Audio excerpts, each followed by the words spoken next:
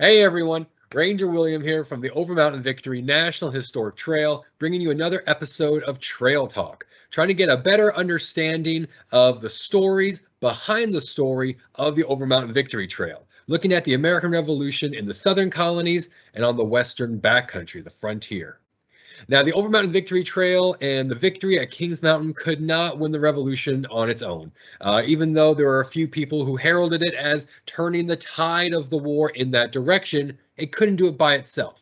Without additional Patriot victories, this Patriot win on the wooded ridge line of Kings Mountain is just a little spark. It's a little blip of hope in a sea of British victories. So one of those major follow-ups, another major Patriot victory that really drove it home was the Battle of Cowpens, fought roughly 3 months after Kings Mountain. So to tell us more about the Patriot victory at the Battle of Cowpens, how it's connected with the Overmountain Men in Kings Mountain, we're joined by Roland Bissonnette. Now, Roland is a National Park Service Ranger at Cowpens National Battlefield, where he's been serving since 2014. Prior to that, he was a U.S. Navy sailor, a veteran who retired after 20 years of service back in 2007. Now, Roland describes himself as a student of history, and growing up in New England, thought he had a pretty good handle on the American Revolution until he came to the South and saw what a huge can of worms this story is down here. So Roland, thank you for joining us. Absolutely. It's a pleasure to be here. I have seen multiple episodes of your show, and I am more than honored to be a guest on here today. Long-time listener, first-time caller. So to kind of start out with a little bit of background, for any of us kind of unfamiliar with the Battle of Cowpens, can you start out with some of the basics, like when did it take place? How would this area have been kind of identified or known in the time of the Revolution? But then also, what is there today? How can people find this area today? All right. The battle here was fought in January 17th, 1781. So as you said, about 3 to 3.5 months after Kings Mountain. It was the fringe of the frontier in what is today of the upstate South Carolina. It was a cow pen, a cow pasture. There were multiple cow pastures up this way, but the one at Cowpens is a well-known area that a lot of people know. Today, the battlefield sits on the very northern edge of the town of Gaffney. It's about 12 miles from downtown Gaffney, 3 miles from Chesney, 9 miles from the town of Cowpens that takes its name, so from the battle, and about 20 miles from Spartanburg. All right, so you've got a frontier cow pasture in upper South Carolina. So the battle is going to be fought there, like you said, January, kind of a unusual thing, having this kind of a cold winter battle. Can you tell us a little bit more about who's going to be fighting here? Who are some of the main characters involved with the Battle of Cowpens, and what kind of forces are they bringing to the field? Because like with Kings Mountain, you're looking at militia leaders, you're looking at the one British officer, Patrick Ferguson, militia against militia with some provincials. Is it a similar situation with Cowpens, or is it a different story? Who do you have fighting there at Cowpens? In a way, it kind of is the same story, but in a way, it's not. There is still a militia. The British force, what's been coined the flower of Cornwallis's Southern Army, it's about 1,150. It's half British regular and half loyalists. The British Legion in green coats are mostly Northern loyalists, but there are some captured Continentals from Charleston and Camden who are kind of drafted in to the British Army. The Patriot Force, to be honest, we really cannot estimate the accurate number. It's anywhere from 1,600 to 2,000, possibly. A lot of it is local militia from North Carolina and South Carolina and Georgia. There is also light Continental infantry, and there's also 3rd Continental Light Dragoons. So you have a mix of everything. The British even have a contingent of their Royal Artillery on the field. The 2 commanders in the field, the Patriot side is Daniel Morgan, about 43 to 45, a living legend in the Revolutionary War. He is well known by partisans and also by most of your British as well. They know exactly who Daniel Morgan is. So he kind of started the war as like a militia officer up north. Then he leads a group of Continental riflemen. He is very prominent in the battles of Saratoga. He gets captured at the failed siege of Quebec. Then between his pardoning and joining Washington's army about early 1777 until he's dispatched up to Saratoga.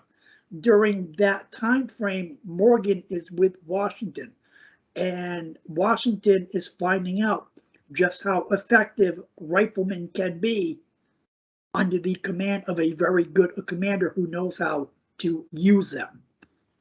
On the British side, you have got Lieutenant Colonel Benastre Tarleton, young, about 26, came over with Lord Cornwallis in 1776, risen up through the ranks very quickly. He's been promoted based mostly on what he's done on the battlefield merit. He is leading a very good combined force. Tarleton has ran roughshod over like 2 units of the Continental Light Dragoons surrounding Charleston. He's taken on a regiment of Continental Infantry at Waxhaws, defeated them completely, and he's also been very effective in fighting partisans such as the Swamp Fox Marion and also the Gamecock Thomas Sumter. So that kind of gives you a little scope of where we are. Cowpens is like a mixed bag of everything. Wow, no kidding. I mean, when you're comparing the forces from Kings Mountain and Cowpens, like you said, a large militia component still there, but you're looking at artillery, you're looking at cavalry, you're looking at British and Continental Army regulars. This is definitely a quite a who's who of Southern campaign forces.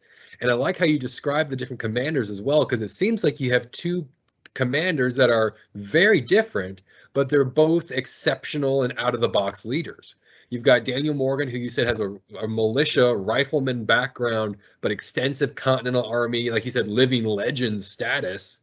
And then you have this young Tarleton, 20 years almost younger than Morgan, who you said is kind of is battlefield promotions for most of his career. So you're looking at something that's kind of not what people would expect of a British officer. People usually think, okay, they've purchased promotions, they've worked their way up with power and wealth. And here's this guy that is just battlefield tested. So you are really looking at some amazing commanders here. Now, to go back to your militia point, though, and how we don't really know the size of the American army. Is that due to the militia that we end up with this varying from 1,600 to possibly as many as 2,000? Is it just the militia being militia-y, or is there some other factor that contributes to that gray area? I think there's alternating factors that go with that. When Morgan rolls into the Cowpens on the evening of the 16th, and he brings his flying army in, and he camps there and he scouts of the field, and so eventually he knows that he has got to turn and fight. This is where the battle is going to happen, and in Morgan's words, this will either be Morgan's victory or my grave. So taking it from there, some militias start to roll in all through the night. Morgan never really keeps an accurate count.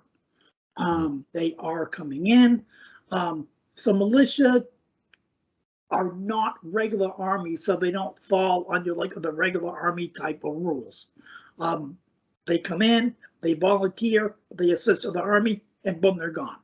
So once the battle's over, most of your local guys are probably not going to hang around. They have done their part.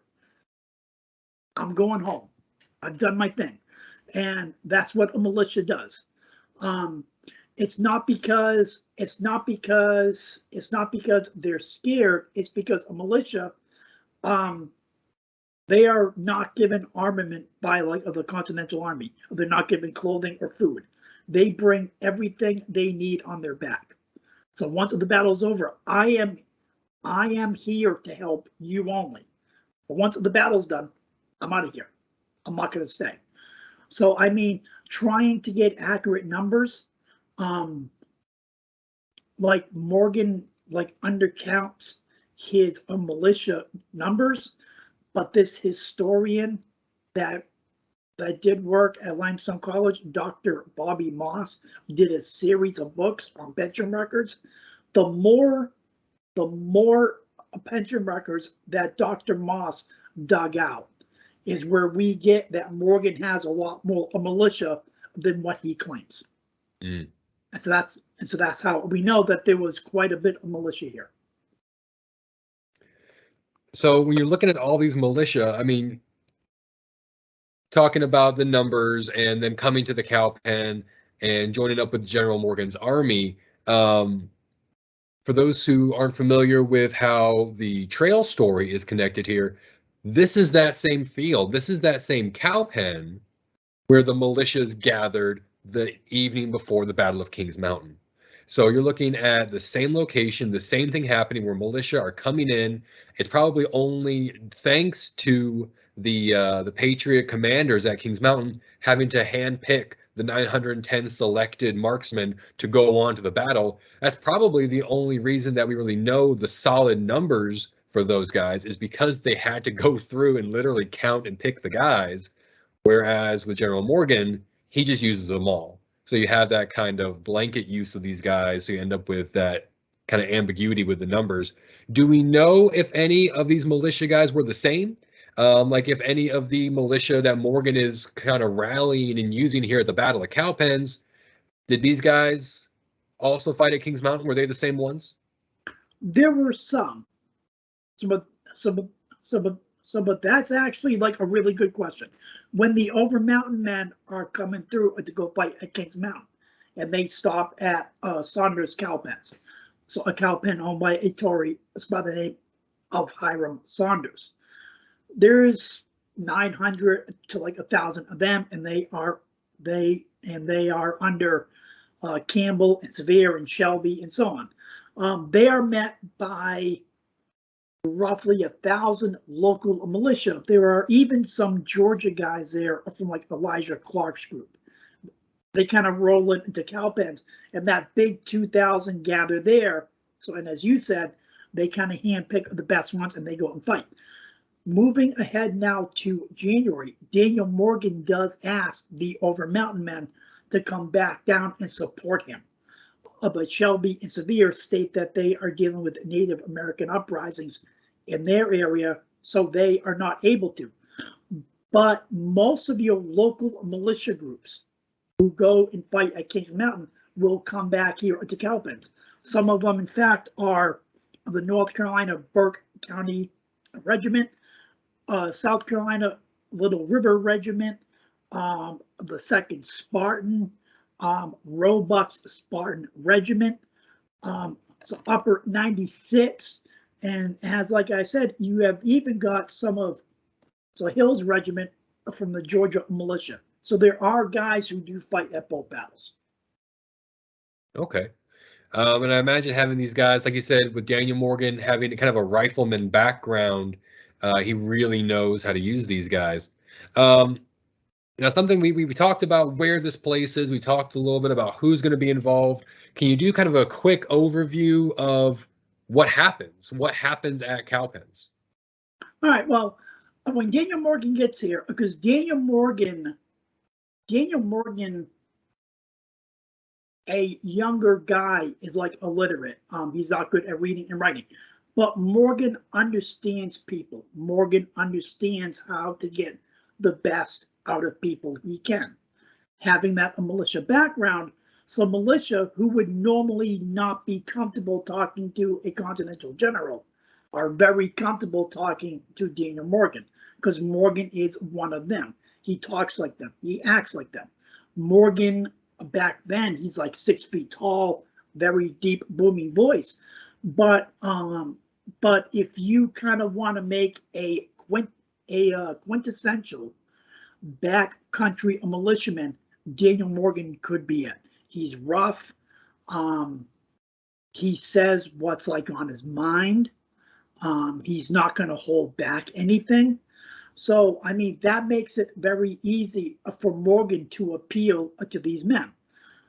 One more aspect that also gets lost in the shuffle is one of your main militia leaders, so in South Carolina, who will also come into the Cowpens to support Morgan as well, and that is Colonel Andrew Pickens.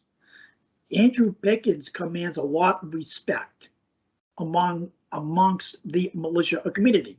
So when Pickens rides into the Cowpens, a lot of your militia are going to follow him there, because if Pickens is there, I'm there, and that is just the respect that he commands. So you've actually, in a way, got two partisan leaders who know exactly what to do with the men. Morgan, understanding that Tarleton is going to be charging in, he is probably going to fight the same battle. So he's already fought 11 times, straight in, so in your face, downright fighting. Morgan is going to kind of, in a way, so set a trap for him, a defense in depth. 3 lines of fighting. The first line is a skirmish line with sharpshooters. Second line is like a militia. Third line is your continental regulars. The British expect militia to run. It's what they do. Typically, you don't even have to waste a musket ball on militia. You fix the bayonet and you just kind of sweep them off the field. So Morgan actually makes that mindset part of his battle plan. So militia is told to give me 2 good shots, and then you're free to run in back of the Continentals to a predetermined area and wait there, because in case I need you, I can bring you back in. To the British, it's what a militia do. They run. So it's all part of Morgan's battle plan. The British coming here, as I said, Tarleton is just gonna come in and he sees like a militia. He figures that he can just, and Tarleton figures that he can just kind of brush them off the field with one swipe, and he's just going to fix bayonets and charge in. And after that, Tarleton doesn't even realize that he is in a full-scale battle until he's probably 2/3 of the way into it, and by then it's too late to back out. So, and it all just works out perfect. Great. So he's laying this trap. He sucks Tarleton in. What do we end up looking at? Is this going to be a W for the American forces? Oh, big time. Cowpens has been dubbed the tactical masterpiece of the Revolution. Daniel Morgan and his force will end up double enveloping of the British forces. That's when you hit them in the front and then you collapse on both flanks. And Tarleton, as we talked about earlier, comes here with like 1,150, the flower of Cornwallis's Southern Army. The whole battle honestly only takes about 20 to 25 minutes and it's over and done. And then Tarleton rolls off the field with like 10% of the force that he came with. He ends up losing like 85 to 88% of the force that he came here with. And he comes here with like 1,150 and he leaves with roughly 250. And like you mentioned earlier, this is not like Patrick Ferguson and the loss of the local loyalist militia. You describe these guys as highly trained British regulars, British cavalry, British artillery. This is I imagine, a very serious blow for British forces in the South. So thank you for giving that overview there. We're looking at, a crushing American victory just 3 months after another crushing American victory at Kings Mountain. This is why you have these as this great 1-2 punch. This is why Cowpens is such a big deal in the wake of Kings Mountain, is because it's another nail in the coffin of the British Southern campaign. I've got another question for you. You mentioned that Daniel Morgan had reached out to the Overmountain leaders, that he requested their assistance. They were not able to come out. They were still fighting with the Cherokee Nation at that point. I believe the Boyd's Creek campaign was just wrapping up there in January of '81. But what do the British know? Are the British kind of concerned about these guys possibly coming back? Do we have any idea what Cornwallis or even Tarleton knew or worried about the Overmountain guys? That's actually one of the more funnier aspects. One thing that doesn't get talked about a lot is when Tarleton first takes the field at Cowpens. Tarleton's got 3 officers, junior in rank, but senior in time in the British Army, that normally you would confer with them on a battle plan. Tarleton doesn't. It's my force, it's my plan, and we're just going to charge ahead. When Tarleton is marching to the Cowpens very early morning on the 17th, I have read a couple of reports where Tarleton is told that those Yellen boys, which is what the Overmountain Men were known as, yeah, are coming back down to support Morgan. So is that true? No. But Tarleton doesn't know that. So getting that report, Tarleton, obviously, I have got to get to Morgan and defeat him, so before they come back down. So that's also one reason why Tarleton is in such, as people state, a headlong rush to get into the battlefield and kind of sweep in, because Tarleton wants to beat them to the punch. That is so funny. So you're looking at these Overmountain guys who had been pursuing Ferguson with such speed because they were worried he was going to be reinforced by Tarleton, even though he wasn't. Now you have Tarleton chasing Morgan before he can be reinforced by these Overmountain guys, which he's not going to be. The amount of deception and maybe a few false trails here or there can really throw off a commander's battle plan. So some great similarities and parallels we're looking at. So talking about the effect that the Overmountain Men had on kind of Tarleton's mindset there, trying to hurry up and catch Morgan. Do we know what other kind of impacts these guys had? How did the Battle of Kings Mountain, the efforts of the Overmountain guys in October, do we know any other ways that they kind of prepared the ground? They kind of set the scene through that winter until the Battle of Cowpens in January. Oh, definitely. If the Battle of Kings Mountain, A, doesn't happen, or B, turns into a British victory, Cornwallis is going to roll right up into North Carolina. So, I mean, the Battle of Kings Mountain kind of stops him at Charlotte. The other main points it does is, one, any loyalist support of the British are hoping for is gone. It's gone. So the back country of South Carolina, the British are like on their own. A loyalist no longer want a hand in this, because obviously if Cornwallis could not protect the loyalists at Kings Mountain, there's no way that he can ever protect us. Cornwallis is going to kind of turn around and come back down to South Carolina, and he goes about 95 miles south to Winnsboro, to winter quarters. Cornwallis is perfectly fine with kind of rolling his army into winter quarters and then picking the war back up in the spring after he's got a better handle on things and he surveys things to see what is going on.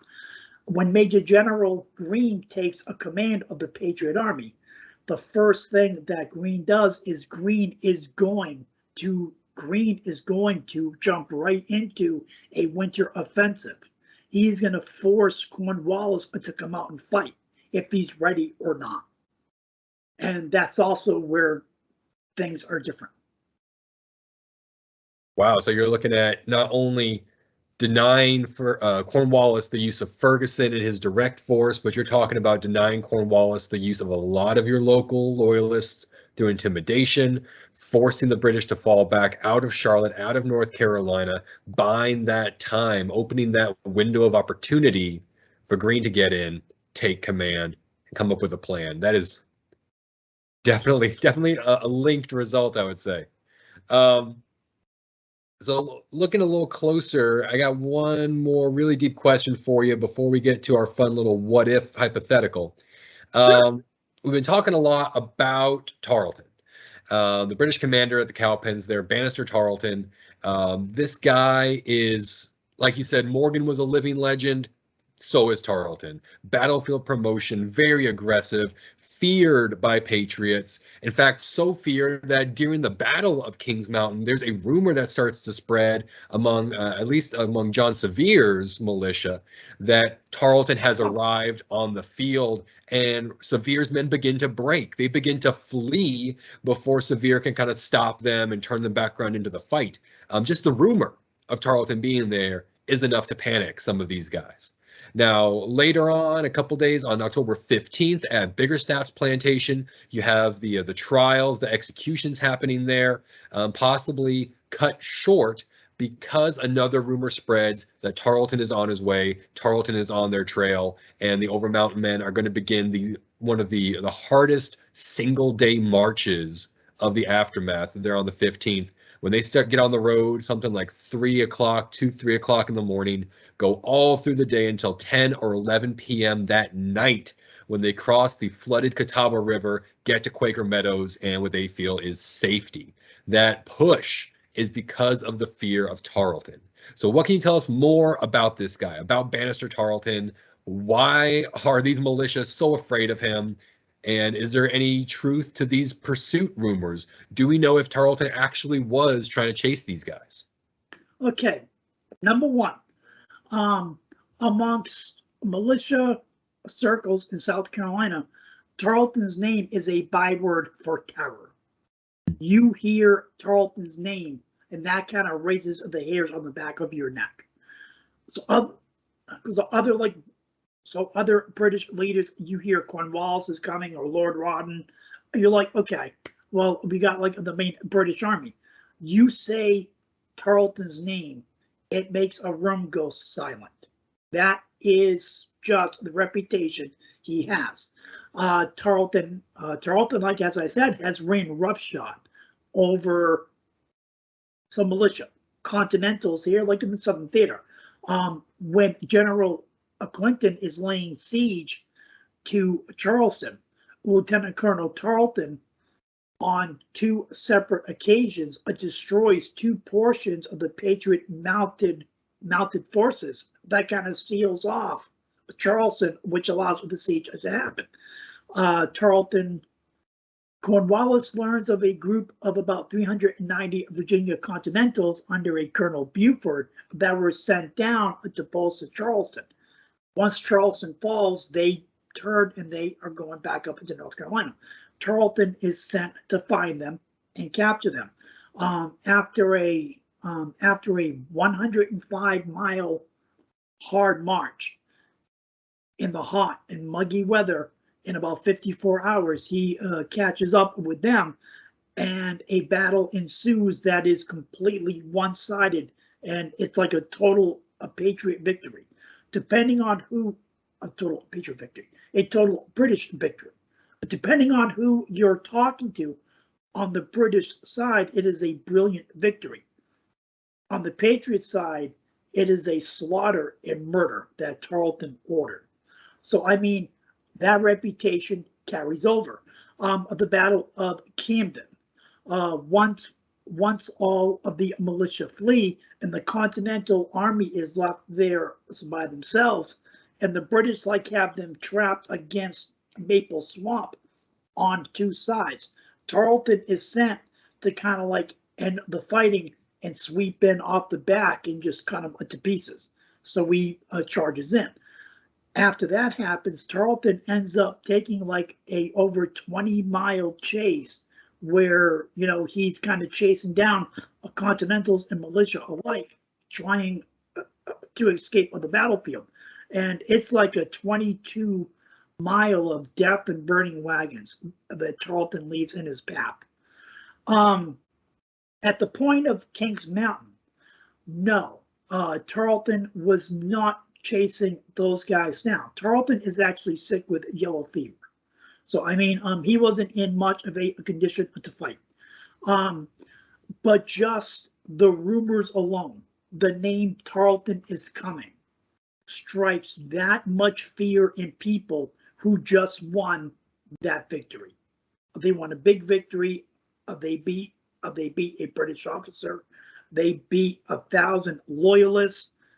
But the name Tarleton is said, and they got to get out of here because they don't want to deal with that. When Daniel Morgan is down here in South Carolina, and it's about November, Tarleton has been chasing the swamp fox over like to the east.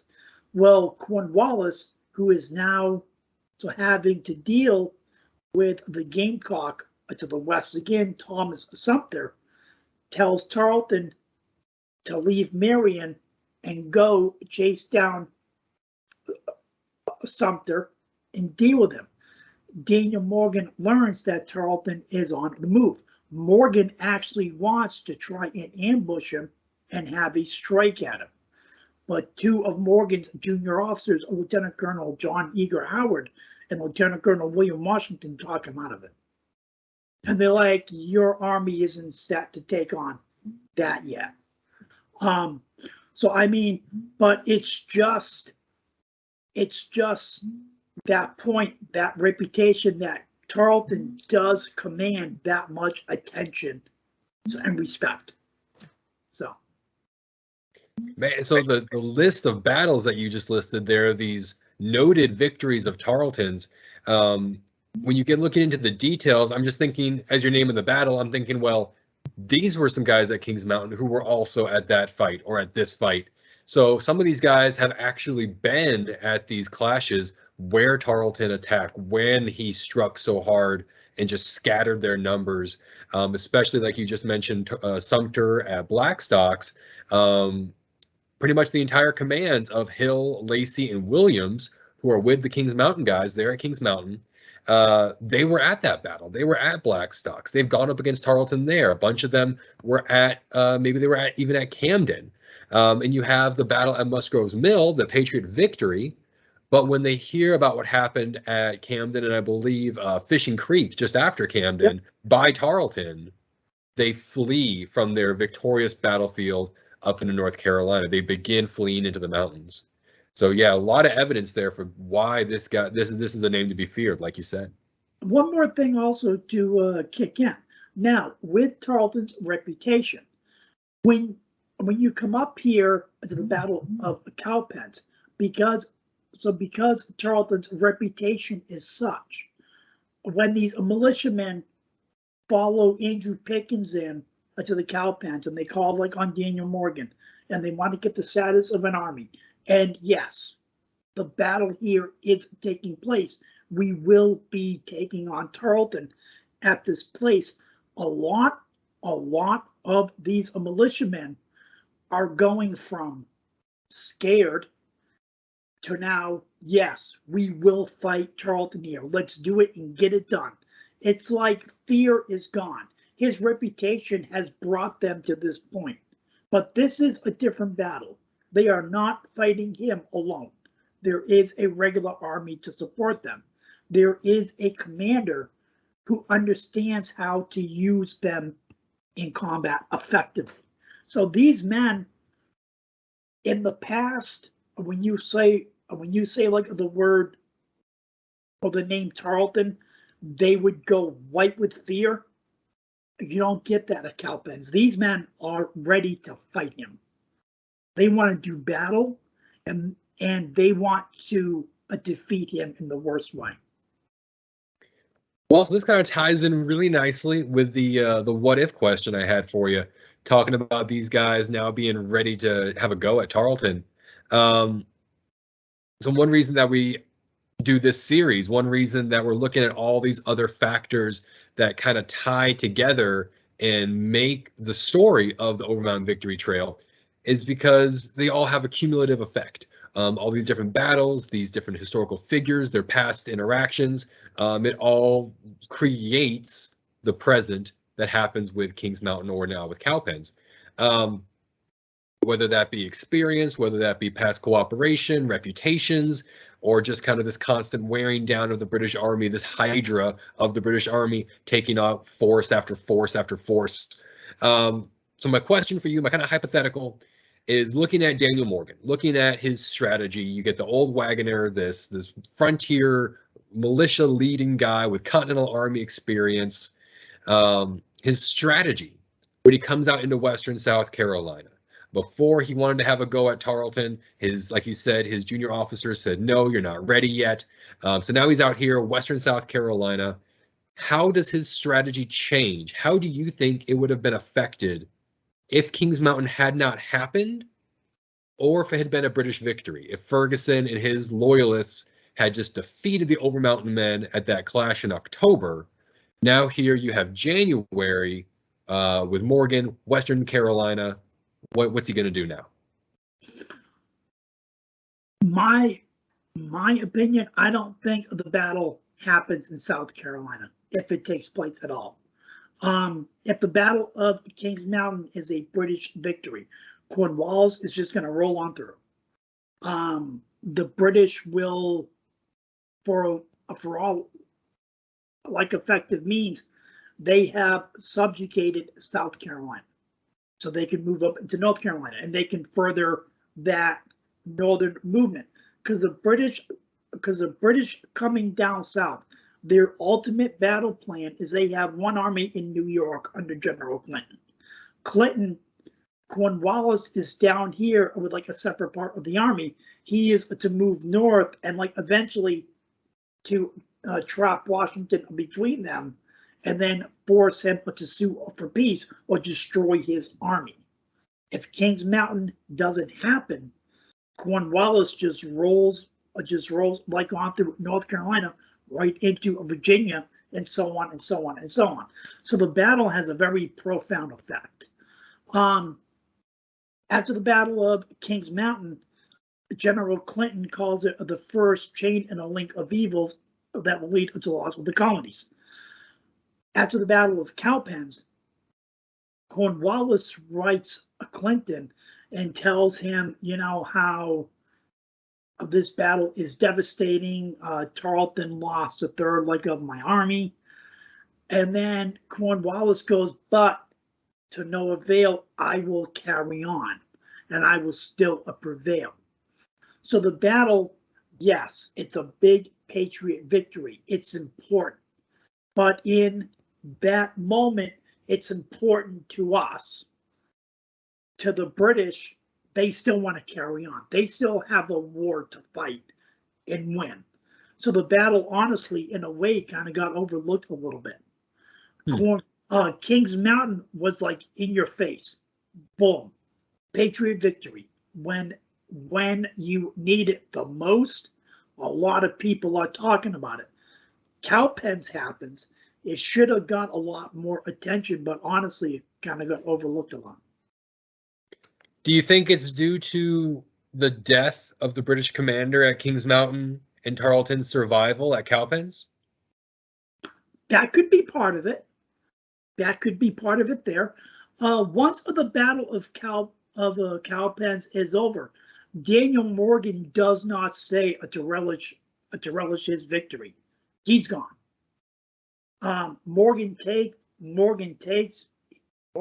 his flying army, and he is up like into North Carolina the next day, already like on the move. The British have already, Tarleton's already taken what's left of his command and regrouped with Cornwallis, and they're like already on the move north to go find Morgan and crush him. So it's not like the Battle of Camden where the British are like able to really relish in their victory. We have just completely destroyed the army under Gates. We are here at Camden. So we can take our time picking and choosing how we go next. The Battle of Cowpens, it is important. Morgan does let Greene know, who definitely passes on the information to General Washington and the Congress. Eventually, Washington is very excited about like the victory, but there is still a war to win. Whereas the British, in a way, kind of make a bigger deal out of Kings Mountain than they do Cowpens. And so there was the possibility maybe it was due to the commander's death. Maybe it was due to they understand the Southern strategy is so hinging upon local loyalist use and local involvement, and losing that force at Kings Mountain was kind of a bit of a gut punch. So a lot of interesting stuff to get into. Definitely a can of worms that we could talk about for plenty of time. But I want to thank you for your time with us. I want to thank you for telling us all about the Battle of Cowpens, showing how these two are connected, just 3 months apart, both major Patriot victories, but definitely not as powerful if the other one hadn't happened. So for those who weren't watching or didn't catch it at the beginning, we've been talking with Ranger Roland Bissonnette from Cowpens National Battlefield, telling us all about the January 17th, 1781 Battle of Cowpens. Daniel Morgan against Bannister Tarleton, a short but intense and very important battle. And this has been another episode of Trail Talk, where we're trying to get to the stories behind the story of the Overmountain Victory National Historic Trail, trying to understand more about the American Revolution in the South and in the backcountry and the frontier. So thank you all for watching, and I hope you enjoyed.